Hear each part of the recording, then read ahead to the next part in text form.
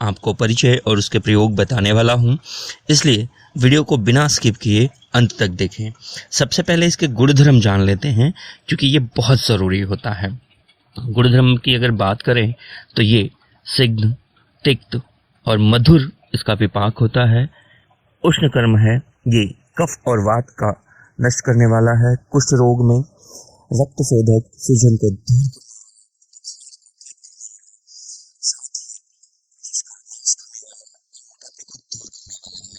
इसी के साथ साथ जिनके सूत्र में कोई कमी हो उसका भी शोधन करता है।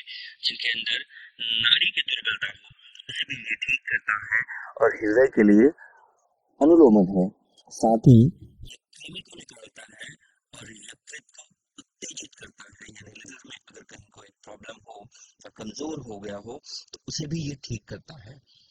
इसका प्रयोग खास करके पंचांग या पत्र का किया जाता है, जो कि दर्द को भी ठीक करता है, साथ ही साथ घाव को भी ठीक करने में इसका प्रयोग बताया गया है। इसके अलावा ये केश्य है, यानी आपके बालों को भी ये मजबूत करता है। इसके कुछ प्रयोग जान लेते हैं, लेकिन उससे पहले इसका नाम जान लेना ज़रूरी है। इसे हिंदी में कचरैया, पियाबासा आदि नामों से जाना जाता है। संस्कृत में इसे पित्तकुरु, कुरुड, सहचरी, पित्तझिप्टी आदि नामों से बुलाया जाता है।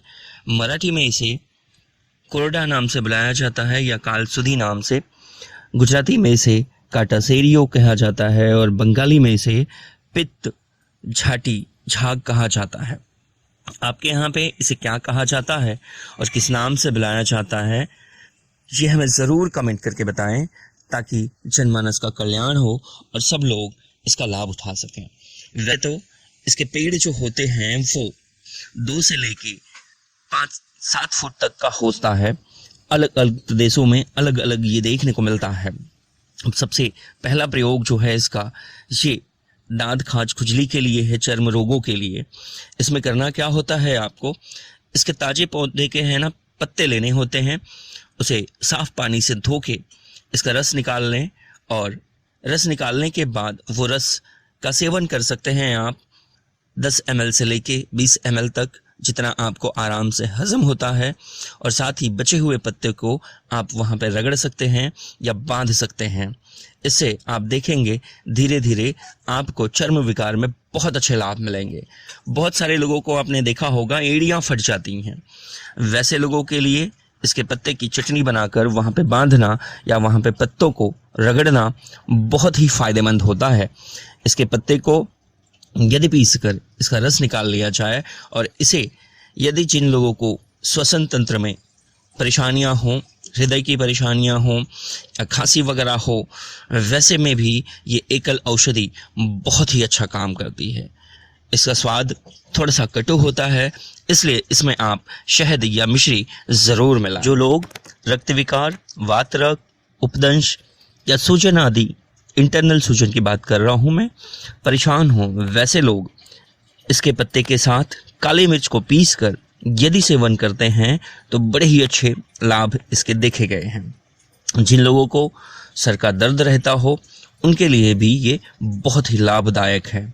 इसके पंचांग को आप जौकुट कर लें और जौकुट करने के बाद यदि इसका वाफ देते हैं तो आपने देखा होगा बहुत सारे लोगों के छोटे छोटे फुंसियाँ आदि निकल जाती हैं। तो वैसे कंडीशन में यदि इनका वाफ दें या इसका काढ़ा बना के उनका सेचन करें, यानी कि नहलाएं अगर उन्हें, तो इस तरह के चर्म विकारों में बहुत अच्छा लाभ होता है, जिसे कि वात विकार या रक्त विकार आदि जो रोग हैं, उपदंश के रोग हैं, इन सभी रोगों में ये बहुत ही फायदेमंद होता है। जिन लोगों को शुक्र में हो, ये एक तरह का डायबिटीज़ है, इसमें सफ़ेद पियाबासा और जीरा यदि साथ में मिला के सेवन किया जाए तो ये बहुत ही लाभदायक होता है। अपने यहाँ देश में खासकर ज़्यादातर लोगों को शुक्र में ही देखने को मिलता है, फिर आगे वो दुनिया भर का कचरा खाते रहते हैं।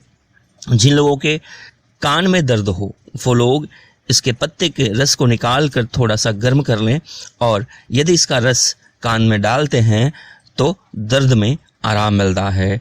जिन लोगों को पथरी हो वो लोग इसका रस निकाल कर यदि चावल के धोवन के साथ सेवन करते हैं तो उन्हें बहुत ही अच्छा लाभ होता है।